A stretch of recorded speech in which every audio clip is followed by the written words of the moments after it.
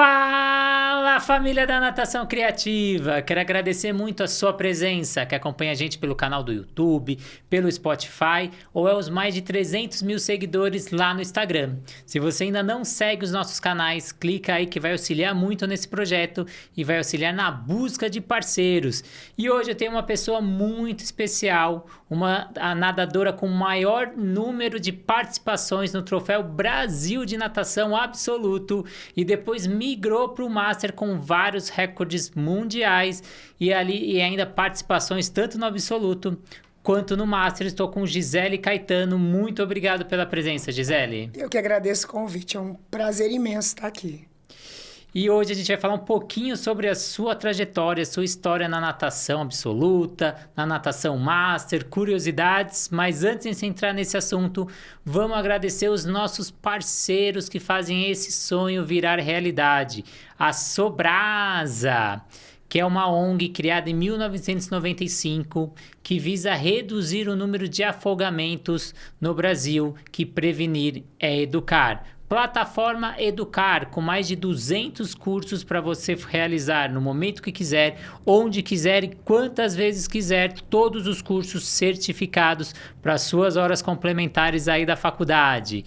O aplicativo da Swim Track, que te auxilia aí no monitoramento do seu aluno, realizando avaliação pedagógica, aeróbica, anaeróbica.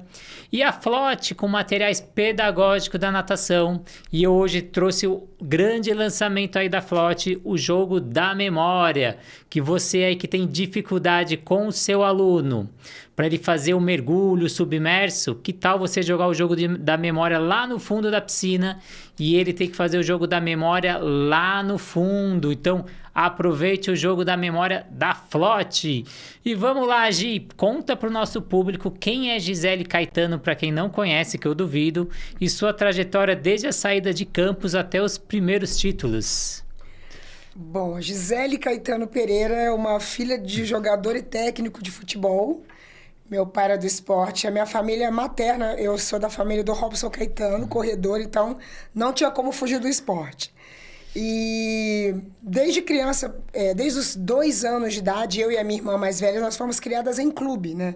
Porque meu pai era técnico, trabalhava no INAMPS, que era o antigo Sandu, em frente a um clube. Então ele resolveu matricular a gente na natação. E eu até tenho uma história muito engraçada, que o pessoal até acha que meu pai era louco, porque a minha mãe trabalhava de manhã, e aí a gente ia para a escola e à tarde o meu pai ia trabalhar. Então o que o meu pai fez? Matriculou eu e a minha irmã na natação, então a gente nadava das 2 às 3, só que a gente ficava na piscina até às 6 da tarde, que era quando a minha mãe ia buscar a gente. Então eu falava que eu praticamente tinha aula de natação das 2 da tarde até 6 horas da tarde. Então eu me criei na água, né? Então eu sempre tive, por ter esse contato com o clube, facilitou muito. E o meu esporte de cara sempre foi a natação. A minha irmã gostava mais de outros esportes, mas eu tinha muita afinidade com a água. E por isso eu aprendi a nadar muito cedo. Eu, com 4 anos de idade, eu já nadava os 4 estilos, já esboçava os 4 estilos. Comecei a competir muito cedo, né? Acabei entrando para o mundo competitivo com 12 anos, eu faço aniversário em fevereiro, tá até chegando, e eu nadei o meu primeiro Troféu Brasil com 13 anos de idade. Eu acho que eu até conversei com algumas pessoas, e algumas pessoas disseram, você realmente é a nadadora mais nova a participar de um campeonato brasileiro absoluto. Então, eu acho que tudo isso ajudou, né? Ter ficado na piscina, meu pai ser sócio de clube, colocado a gente lá porque não tinha opção, minha mãe trabalhava, ele trabalhava, e aí vesti a camisa da natação e tô com ela até hoje. Você falou que você foi uma das mais novas, mas também estendeu essa carreira ali até os 40 anos, 29 campeonatos de Troféu Brasil. Como que foi ficar até com essa nadando até os 30 anos? Você aposentou em 2012 da piscina do Pinheiros e depois vai pro Master. Eu vou te falar assim, eu acho que é muito amor. Eu sempre tive... na verdade, eu sou muito mais atleta para treinar do que para competir, por incrível que pareça.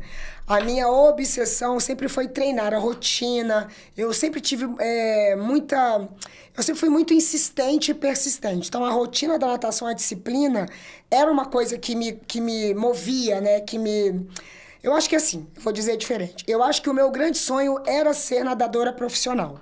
Então, eu gostava daquela coisa de acordar, pegar a mochila, tem campeonato, tem que treinar para ele. Então, isso me motivava. Então, eu sempre quis ser uma nadadora profissional. E a carreira de nadador era muito curta, né? Porque na época que eu nadava, na década de 80, a gente ouvia dizer que nadador com 20 anos, ele começava a se aposentar. E eu também tinha essa coisa de querer quebrar os tabus. Eu falava, não vou parar com 20 anos. Eu ainda tenho, né? Ainda gosto, tenho motivação para treinar. E eu fui prolongando. Quando eu tinha 25 anos, que eu achava que seria realmente ali que eu pararia de nadar, eu tive a proposta de um técnico que falou assim pra mim, olha, que tal a gente mudar de estilo, né? Você tá muito tempo nadando sol costas, vamos começar a treinar para uma outra prova, quem sabe você consegue ficar um pouco mais de tempo ainda competitiva. Dito e feito. Eu comecei a investir mais em borboleta, lá vai eu nadar mais 10 anos. Então, assim foi, né? Eu fui pegando... Cada vez que eu achava que eu estava próxima do meu limite, eu encontrava uma saída para jogar esse limite para frente, né? E me desligar da natação competitiva foi realmente muito difícil. Eu tive a ajuda de uma grande pessoa, que é uma psicóloga famosíssima, maravilhosa, que é a Regina Brandão, que é uma referência no esporte. A Regina me ensinou muito. Na verdade, a Regina me ensinou, ela me mostrou que eu não precisava romper esse vínculo com a natação. Que eu poderia, né, levar de outra maneira, ia chegar uma hora que ia acabar. Enfim, naturalmente acabaria. Eu me lembro até hoje, no Troféu Brasil de 2013, né, que quando eu não estaria mais lá, 2012 foi o meu último, e aí eu tava no Pinheiros, tinha acabado de treinar, eu ia dar aula, e era sempre o primeiro dia, o dia da minha principal prova, que era os 200 costas. E aí eu acordei e falei, nossa, como vai ser pra mim hoje, depois, né, de 29 anos, não tá lá, tá rolando a competição, puxa. Aí eu acabei de treinar e fui tomar um café. Eu tava tomando um café, fiquei conversando, aí de repente falei, nossa, já deve ter rolado 200 costas e eu nem percebi, né? Foi aí que eu percebi, gente, isso já tava para sair da minha vida. Eu é que achava que seria uma dificuldade muito grande, porque foram muitos anos isso inserido na minha vida. Mas quando eu percebi que não é que não ia fazer falta, que aquele meu medo de achar que eu não teria mais o que fazer não estava mais presente, eu comecei a significar de outra forma. Falei, olha, realmente eu posso continuar treinando, quem sabe treinar e começar a nadar master, né? Que eu já tinha participado de algumas competições, tinha achado legal. E como ainda estava muito recente a minha vida de nadadora profissional, eu me identifiquei muito porque no master, competindo é uma coisa mais leve, né? Não é tão profissional, não tem tanta cobrança contra a natação profissional, mas tinha um desafio pessoal. E na minha primeira competição de master, eu bati um recorde mundial. E eu falei, nossa, gostei disso, legal.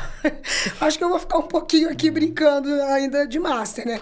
Então foi leve a transição, mas deixar de ser nadadora profissional foi uma coisa assim meio que sofrida, né? Porque tinha aquele apego, aquela vida com a natação. Mas depois de 2 anos isso foi fácil de lidar. E você falou muito de quebra de tabu. Como que foi, né? Ser pioneira em várias marcas, né? Mais nova a nadar, uma mulher nadando na natação, mulher negra, nadando até os 40 anos. Como que foi toda essa história dessas quebranças de tabu? Isso é bem interessante, assim, que a gente não percebe o que a gente está fazendo, né? Realmente, a gente só percebe depois. Essa longevidade é uma coisa que eu falo, que está no meu currículo, né? Contar que eu sou nadadora com o maior número de participações. Eu só fui perceber que eu estava nesse processo quando eu estava no 25º. Falei, caramba, né? Eu vou provar para as nadadoras que a nossa vida, ela acaba quando a gente quer, não é? Cheguei num determinado momento e parei, né? Então, isso foi uma coisa que eu percebi e eu quis continuar. Uma outra coisa também que... Aí existe já uma controvérsia que... A parte submersa, né? Que hoje em dia tem o limite dos 15 metros. Mas quando eu tinha 13 anos, eu atravessava a piscina em 25 metros. Teve uma prova, quando eu vim para São Paulo, o Albertinho, técnico, até me fez ver o meu limite. Então, numa prova de 100 metros em piscina longa, eu já ondulei 45 metros embaixo d'água. Como mulher, eu sei que eu fui a primeira da América do Sul a fazer isso. Agora, existe a dúvida se foi um nadador chamado Edilson Silva ou se fui eu quem fez isso primeiro, né, na América do Sul. Mas mesmo que tenha sido ele, é mais um tabu que eu quebrei, né? E é uma coisa que hoje em dia eu percebo que a minha geração master não faz isso. As mulheres não fazem isso. Porque eu acabei levando essa coisa da ondulação para os meus dias atuais, né? Então, foi mais uma coisa que eu pude... eu lembro que, acho que a Olimpíada de 88 tinha um nadador chamado Igor Poliansky e o David Berkoff. E eles ondularam. E foi, nossa... E aí, isso eu tinha 14 anos, eu falava, gente, ele tá fazendo isso, mas eu já fiz isso, sabe? Assim, o cara tá na Olimpíada fazendo aquilo e eu já fiz aquilo, né? Incentivado pelo meu técnico. Então, esse também foi mais uma coisa que eu posso acrescentar com muito orgulho na minha história de nadadora. O fato de ser, sim, nadadora negra é uma coisa complicada, porque eu cresci ouvindo que atletas negros não são feitos para nadar, né? São corredores, né? Serão sempre corredores, nunca nadadores. E, mais uma vez, eu nem pensava nisso, né? Eu ouvia isso, mas eu imaginava, por quê, né? Por que eu não vou nadar, né? Porque eu sou negra e não vou nadar? E assim, no começo, realmente, quando eu nadava, participava das provas, com 14, 15, 16 anos, o número de nadadores negros era mínimo. Eu não quero nem citar números, mas eu não me lembro de ver mais que meia dúzia em uma competição, até menos que isso. E isso, graças a Deus, foi acontecer. Eu não sei se talvez eu possa ter colaborado, né, participando. Tomara que sim. Tomara que eu tenha também, né, aberto mais essa porta para mostrar que não importa a sua cor, se você tem afinidade com a água, é ali que você se sente bem. Faz a sua história, segue o seu instinto. E até pela composição tem mais massa magra, né? Mais força, mais explosão para prova curta, né? Tem vários exemplos, tem o Gabriel Santos, o João, vários atletas brasileiros, Etienne, né? Então eu queria que você, como mulher pioneira, de alto rendimento, como que era a estrutura dos treinos locais, como que era lá atrás, o que mudou? É muito diferente, assim. Sim. A primeira parte que eu lembro da minha vida nadando, né? Porque naquela época era muito volume. A gente não tinha biomecânico, não tinha, né, uma periodização formada, era tudo muito... O que fazia fora do Brasil, isso, né, não desmerecendo os técnicos, né? Mas a referência era o que acontecia fora do Brasil e eles tentavam fazer aqui também. Então, assim, era uma época de muito sofrimento, porque a gente ficava horas treinando. Eu me lembro de períodos de treino, eu nadava 3 horas num período, 3 horas no outro período, era 6 horas treinando por dia, 10 quilômetros em 2 períodos. Então, assim, era um estado de exaustão imensa. Isso para mim era um trauma na escola, porque eu chegava na escola e eu dormia. As primeiras aulas eu dormia na sala de aula porque eu não conseguia ficar acordada. Então era muito difícil, né? Como se periodizava? Era treinar. Treinar, não tinha todo dia, era muito treino, até que chegou uma época que a coisa foi ficando mais fácil de lidar, né? Os técnicos começaram, aqui no Brasil, a arriscar mais, né? Vamos esquecer o que está acontecendo lá fora e agora a gente vai começar a seguir aqui o que a gente acredita que pode dar certo. E foi a melhor coisa que eles fizeram. E... lá em Campos, eu tive um grande amigo meu técnico, que era o Jaci Salles, que eu conto algumas séries que eu fazia naquela época de ondulação, por causa da ondulação, que eu tenho certeza que muita gente hoje em dia não faz. Né? Eu até no outro podcast que eu falo isso, as pessoas não acreditam. E Jaci até falou, não, gente, ela fazia realmente isso. Então, assim, tinha séries em 25 metros sem material que eu fazia, 20 de 25, tudo submerso, a cada 30 segundos. Eu comecei fazendo 10, depois 12, depois 14, e eu fazia essas séries. Então, e eu sempre tive, como eu te falei, a minha afinidade com o treino sempre foi muito grande. Eu sempre gostei muito do desafio do treino. E nessa época, com o Jaci, ele falava, a gente está tentando para ver o que vai acontecer. E por eu ter conseguido fazer esses treinos, eu acabei dando continuidade à minha mesclar natação e ondulação. Isso me favoreceu muito. Era exaustivo, a gente, né? Eu me acabava, a recuperação, eu precisava acabar o treino, não dava para fazer outra coisa a não ser dormir. Mas conseguia fazer. Até que a gente conseguiu mensurar uma intensidade onde não fosse tão intensa assim, né? Outra coisa engraçada era o famoso paraquedas, era um balde. Sabe aquele HTH de cloro lá, né? Aquele baldão lá? Então, tinha o balde das meninas, que era aquele balde né, caseiro, e o meu balde era igual dos meninos, era o balde. Então, você amarrava uma corda no balde, mais uma corda e um cinto. Colocava num cinto e você nadava com balde. Vamos arrastar balde. Então, esse era o trabalho de força que a gente fazia dentro d'água. E, graças a Deus, isso não durou muito tempo, não, porque era uma loucura. A musculação com a natação, existia musculação, mas era tudo, assim, todo mundo treinava a mesma coisa, né? Era um plano de natação para o fundista, para o velocista.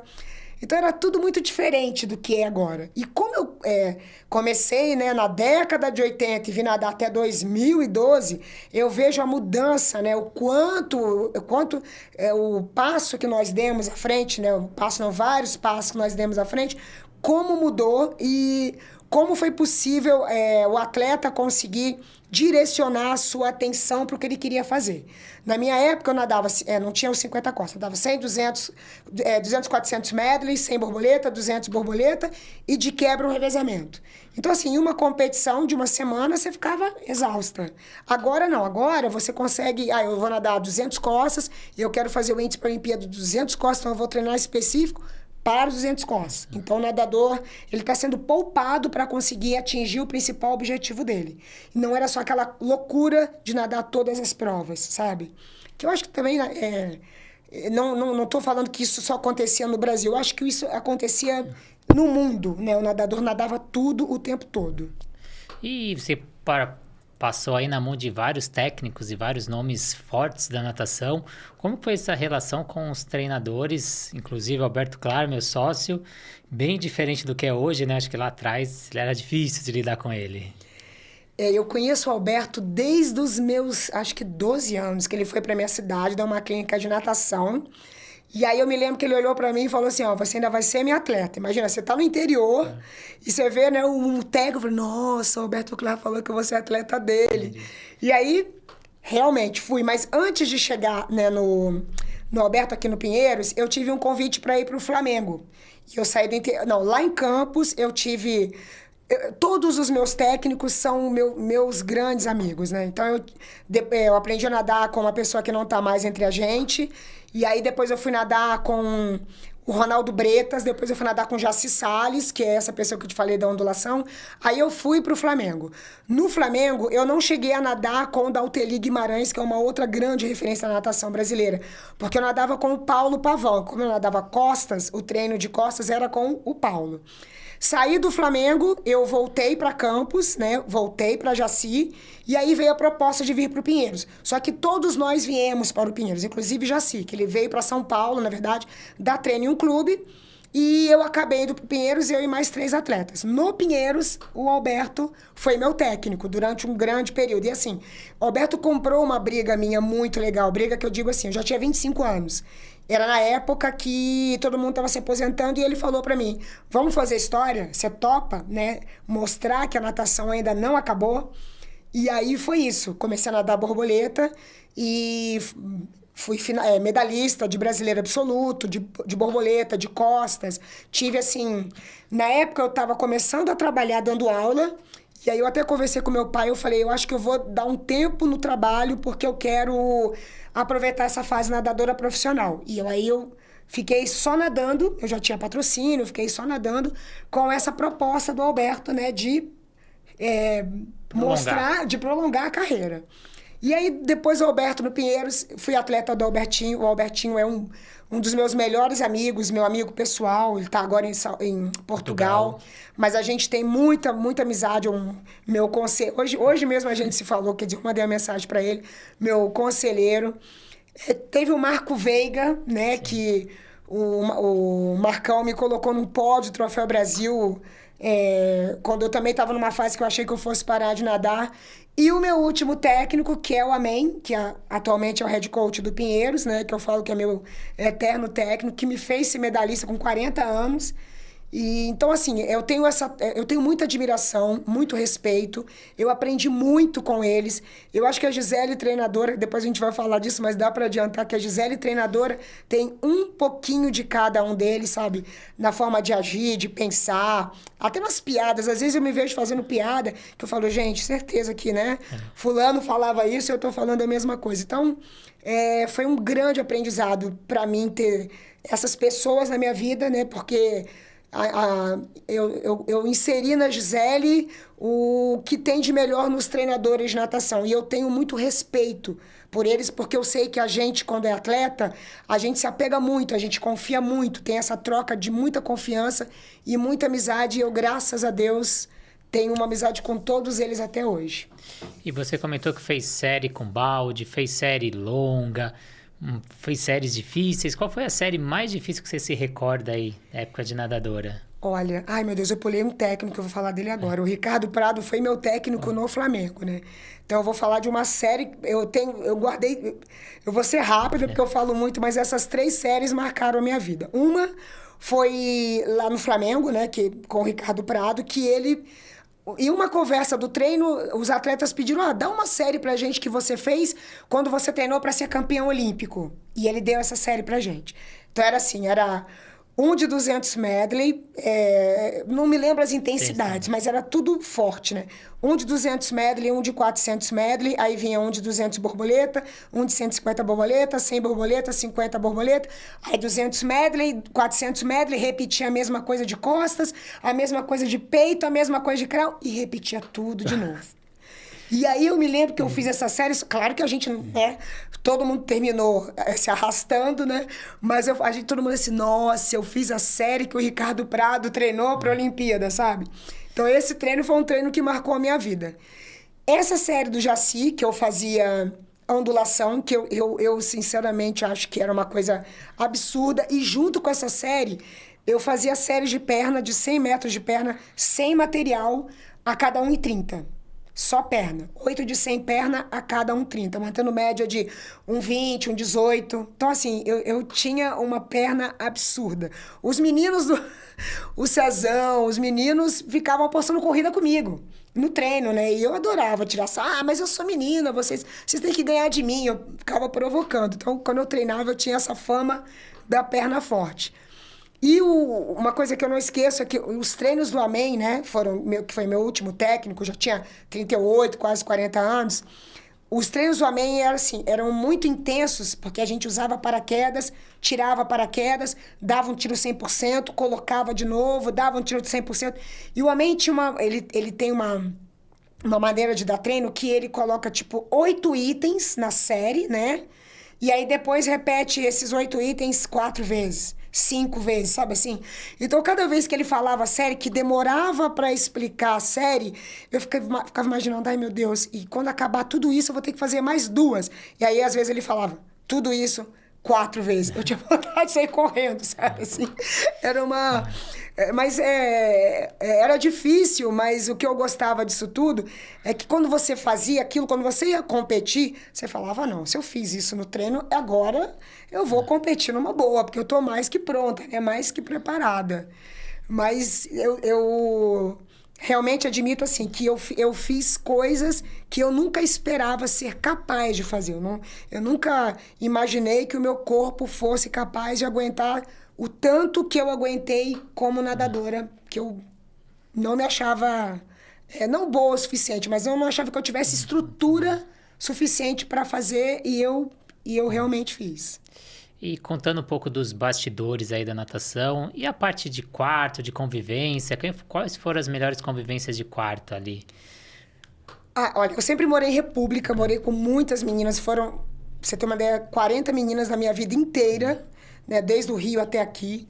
Mas vou falar mais de quarto de competição, que é muito engraçado. Tipo, a Juliana Machado, né, que também foi do esporte, uma grande amiga minha. A gente dividiu muito quarto. Até quando eu ainda nadava e ela era técnica, a gente dividia quarto. Uma amiga minha, a Tati Zácaro, que também é outra nadadora.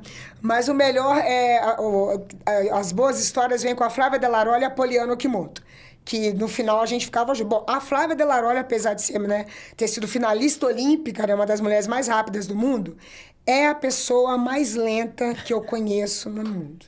Ela é minha nutricionista, tá, gente? Então eu posso falar mal dela. A Flávia, ela é assim, pra ela, né, se arrumar e sair do quarto leva 40 minutos. E eu, deu pra ver que eu tô a milhão, né?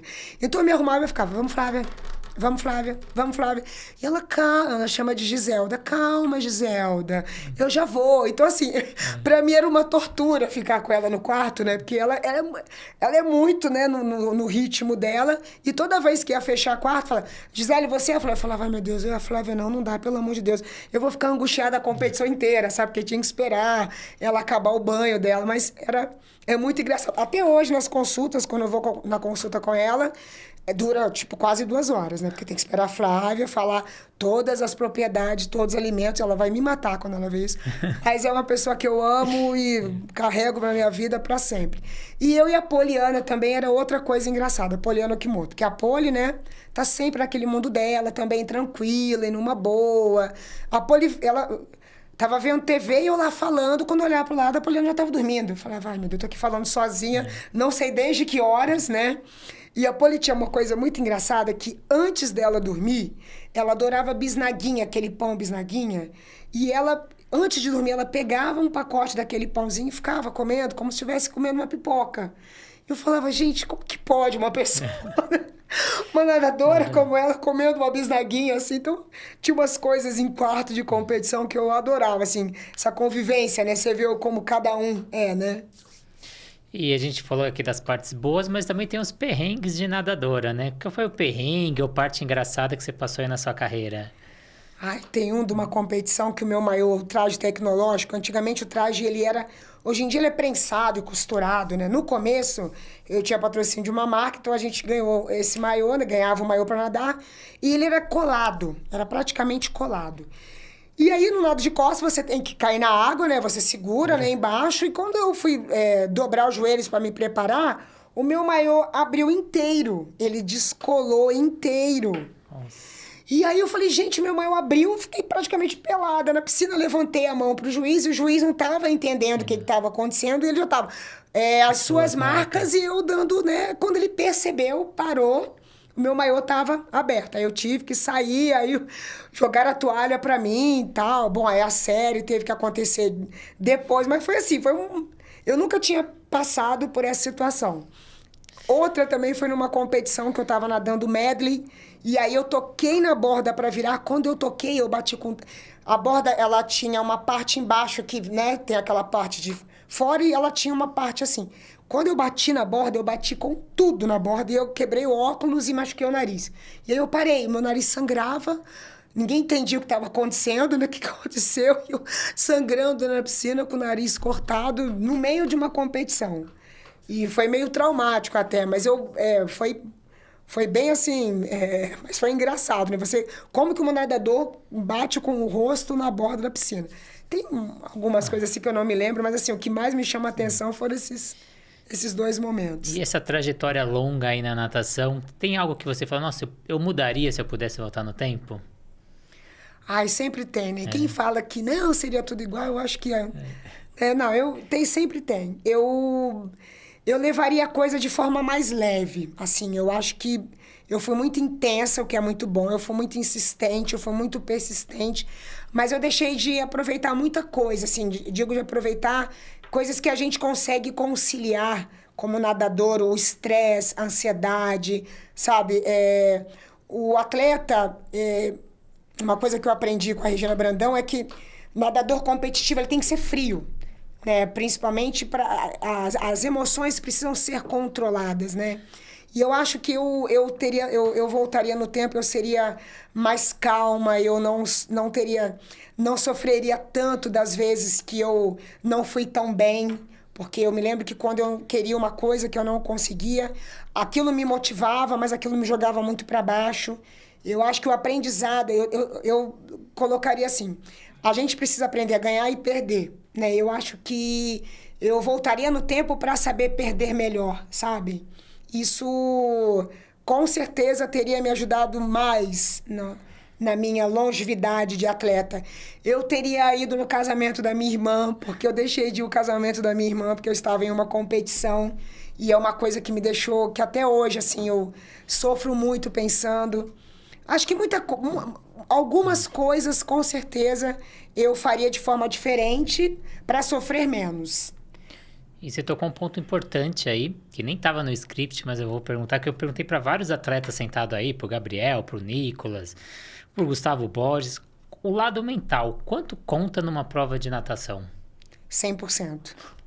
A grande maioria responde isso, né? 100%. Você pode estar mal no dia, você pode estar muito mal, você pode sair do aquecimento, saber que você não está legal, mas se você sai dali, percebe aquilo e você pensa, não, hoje é o dia, eu tenho que tirar o coelho da cartola, você tira o coelho da cartola, não tem jeito. Teve até uma frase que o Nicolas falou aqui, né? Que ele falou, a parte técnica você treinou até um dia antes da prova. No dia da prova é 100% mental, né? Sim. Você tem que estar bem mentalmente para você reproduzir o que você fez até o dia anterior. Exatamente.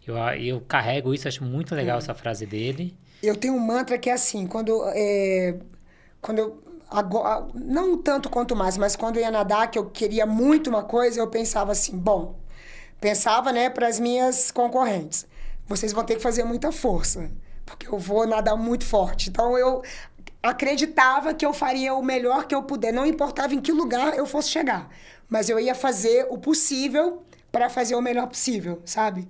Então, eu tirava todo mundo do meu lado, não tem ninguém aqui, eu falava, não, agora eu vou fazer o que eu tenho que fazer, eu vou fazer muito bem feito, eu vou fazer o possível. E eu te acompanhei por anos ali no Pinheiros, né? Você dando seu treino, nadando ali na raia no canto, e eu vejo que você é uma pessoa muito aplicada, muito persistente em treinos. Tem algum momento que você faz essas quebras dos treinos, com alguns jogos, algumas brincadeiras, alguma coisa, ou o atleta você acha que tem que nadar forte o ano inteiro? Eu acho que você tá certo, concordo plenamente, mas eu não consigo fazer isso. Eu acho que sim. Eu acho que essa é uma das coisas que eu acho que no passado eu teria feito diferente. Porque o atleta, né, ele fica condicionado, obcecado em fazer tudo muito certinho, que é muito legal. Mas quando você recua um pouco, muda, faz alguma coisa diferente, você fica tão leve que quando você volta para sua rotina, você volta melhor, você volta mais aliviado. Então eu acho que sim, é importante sim. É importante. Gisele, queria agradecer muito aí a sua presença. Queria que você deixasse os seus canais aí para quem quiser conhecer um pouquinho da sua história. Sei que você já fez outros podcasts, se quiser citar aí para as pessoas procurarem. E te convidar aí para a gente continuar essa entrevista falando aí da sua migração do absoluto para o Master e depois como técnica de Master. Então a gente fazer mais uma entrevista aí. Eu que agradeço. Bom, eu tenho um podcast também muito legal no Simcast, que é o número 29, que lá tem 1h30, né? Também que é bem bacana. E quem quiser me seguir no Instagram é Gisele, com I, Gisele Caetano Pereira. @Gisele Caetano Pereira. Gisele, muito obrigado pela presença, obrigado para vocês aí do outro lado que estão acompanhando a gente e obrigado aos nossos parceiros, a Sobrasa, Sociedade Brasileira de Salvamento Aquático, que tem a nobre missão aí de diminuir o número de casos de afogamentos no Brasil, principalmente os casos infantis. Criança de 1 a 4 anos, a maior causa de morte é o afogamento. A plataforma Educar, para auxiliar os profissionais aí levando curso, capacitações de forma online e presencial. O aplicativo da Swimtrack, para você ter o seu próprio aplicativo, com o seu logo, com o seu nome, e entregar as avaliações em tempo real para os clientes. E a Flote, nossa parceira aí com os materiais pedagógicos. Hoje eu estou aqui com o jogo da memória aqui da Flote. Então imagina que a cada ida e volta, como a Gisele disse, dá aquela quebrada, ele faz o jogo da memória. Você deixa lá na borda, então a cada chegada ou a cada série, ele tenta acertar ali e você consegue trazer um pouquinho mais de motivação ou um tempero para sua aula, né? Então o jogo da memória da Flote. Eu queria agradecer muito aos parceiros, a Gisele, você que acompanha a gente aí do outro lado, siga o Instagram da Gisele, siga o YouTube aí da Natação Criativa, que vai auxiliar muito, um clique seu é muito importante. Gi, muito obrigado e até a próxima entrevista. Eu que agradeço, obrigada. E temos história para contar, até o próximo.